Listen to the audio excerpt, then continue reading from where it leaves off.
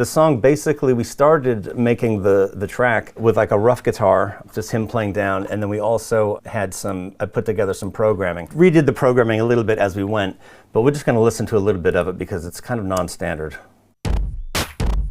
So you can see here we've got a couple of things. We've got this kick that I had saved in Battery. It's called Battery Kick, but every sound you're hearing we made. We didn't steal samples or download them from Splice, which didn't exist yet, or anything. We did everything from hand. And you'll notice that there's not many plugins running because I was, and I still am, very much of the belief that you need to commit as much as possible in the moment. So if I'm in the room with an artist, in this case with them, and we're collectively coming up with an idea and there's an intent from the group of people in the room, you want to try to capture that intent in the moment. So I co-produce this with the band, but I also do a lot of mixing on other projects. And oftentimes, for example, what I'll see is you'll get tracks in where someone will record one guitar part, but they'll have 4 mics on an amp, and they'll have all the different mics in the session split out with the idea that the mixer can decide later how the guitar should sound. To me, no one's ever going to know how the guitar should sound better than the people in the room recording it. As we'll see when we go through this, the guitars are pretty much on one track. The bass is split because they're all different textures, but there are no like separate microphones, so we have options later. So the idea was to get the idea, commit it, and the options are creative options while you're making the record. They're not options to be decided later. So in this case, we have this kick sound that we made. I can't remember specifically the source of this, but typically a kick like this, I would actually run it through a couple things on the way in to be recorded. This snare is just awful sounding, but it really worked, and it's made me nuts ever since I hear this song. You can hear it's really white noisy. There's a tambourine on it.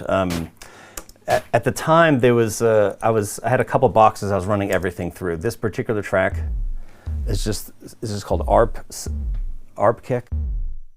It sounds kind of useless. Like, why would anybody ever want to use something like this? It has no transient. It's out of tune. I had 3 favorite instruments at the time. One was my ARP 2600. Another, I had an EMS Synthy. It's made by Electronic Music Systems from Britain. I think this one was probably from '74. It didn't have a keyboard, so it's basically just a big distortion box. Anytime we wanted to fuck something up, we would run it through the EMS Synthy or the ARP 2600. There was also a box that I got right before making Absolution that we used heavily on Absolution, and we're still using it on this album. And it's a device that was largely used for sound design, made by a company called Symbolic Systems. It's called Kima. And the Kima system is something that you would edit on the screen, kind of like a reactor or something like this, where you have different modules. It's pretty counterintuitive. It involves a certain amount of programming language that I didn't have, and the processing itself would not be on the computer. It would take place in this outboard box.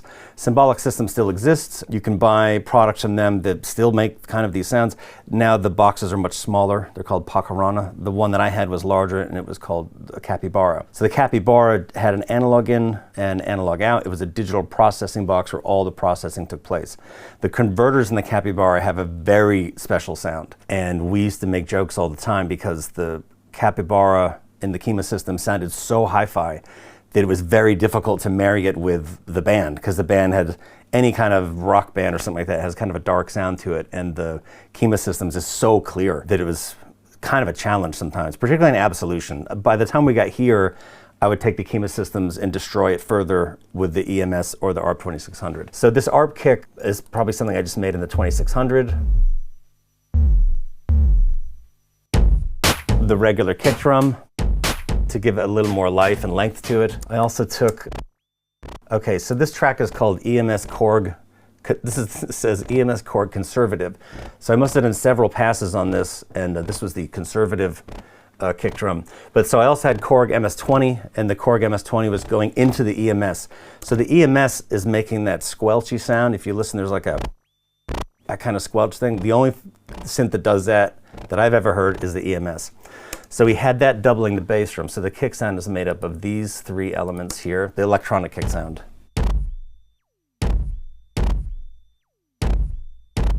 It's not that tight because these aren't samples, these are all played down. I mean, the battery kicks are, but the track that says EMS Korg Conservative, you can see there's a couple edits in there. That's partly editing takes, but if you listen, each hit is slightly different. I don't like a track where every measure feels the same, every section feels the same. You want like a little bit of variance in there, keeps you interested all the time. So we would record full takes. So this other track ended up being kind of a key to the whole song. I took the Kima systems and ran some drums in it and generated a bunch of noise, and we edit and record long sections of it. Sometimes when this is happening, the band were down for it, and sometimes when this is happening, I could tell they were losing patience, and we all try to find some common ground so that we trust each other, and it's gonna turn out fine. It's definitely, Black Holes was a tough record to make, you know, but anyway. So I recorded a bunch of this Kima noise nonsense with the idea that in a song like this, you want some kind of fills, right? I didn't want Dom to be playing live drum fills because that would sound out of character for what's here.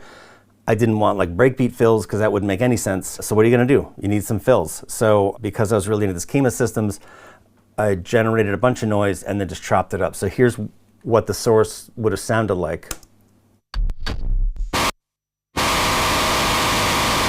So I recorded a bunch of that stuff, and to me that sounds like, all right, we really got something here. So then I took that and chopped it all up, and we made these fills. So in this, when you listen to the final version of the song, some of these jump out a little bit because they're breaks.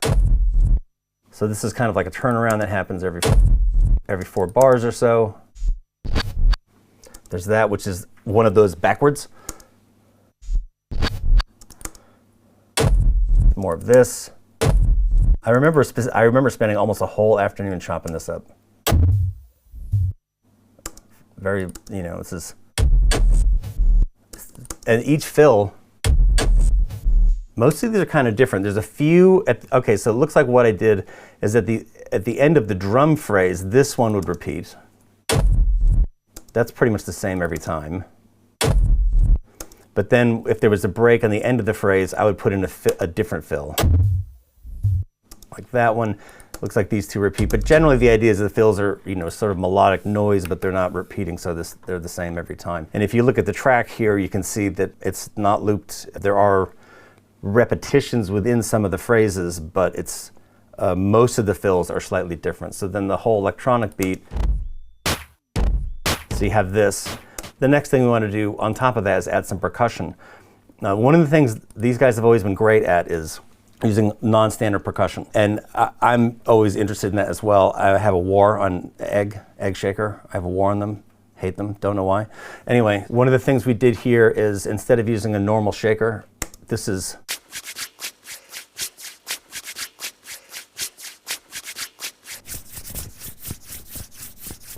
we started doing that on the previous album, there's a song called Time Is Running Out where there's a lot of, I think we were doing it like this maybe in the intro. I think I'm drowning, asphyxiated. And then instead of a shaker track on Time Is Running Out, because I don't want to use eggs ever, we actually mic them up scratching their heads. And if you put the mic close enough, it makes a great shake. Not for me, obviously, for obvious reasons. Okay, so we have that, and if you listen closer, you can actually hear them breathing.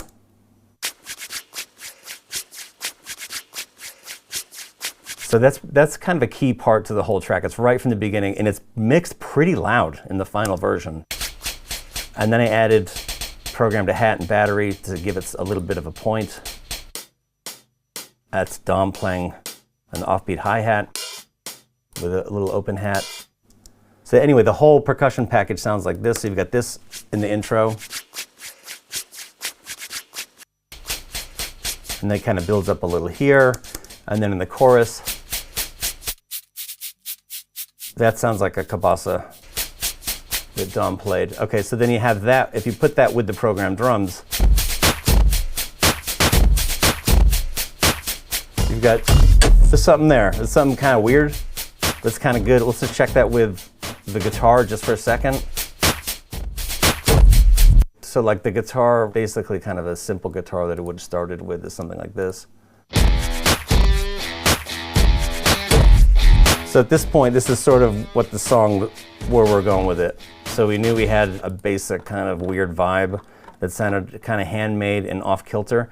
What we're starting to miss now is the band. So now we want to take a look here to get to the point that what you just heard. It took a lot of trial and error and a lot of discussions, and maybe we need to do this and that, and really kind of leaning into the notion that we're going to do something unusual with this song. Like you could easily make this sound like Timbaland does obviously very unusual recordings. I think we kind of wanted that sort of feel. He tends to hand make all of his beats. on a lot of his classic records from the 90s, and I think that was one of our goals, is to sort of hand make this. And so for the drums here, we got Dom playing drums, but we couldn't have him play like a big stadium rock sound on a song like this. So as you hear, it's a much smaller kit, and there was no hi-hat.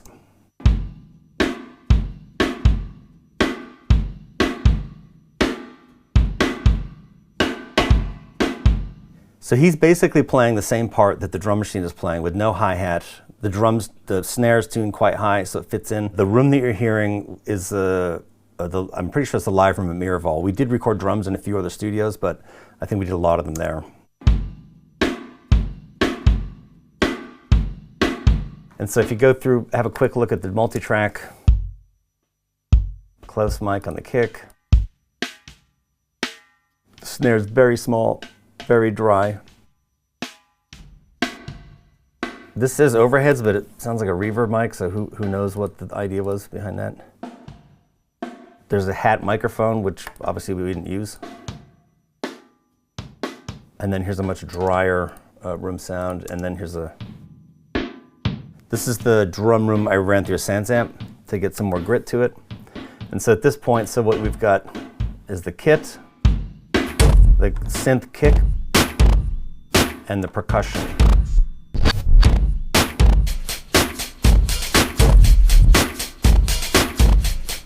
Which is good enough to get you to nod your head a little bit, I think.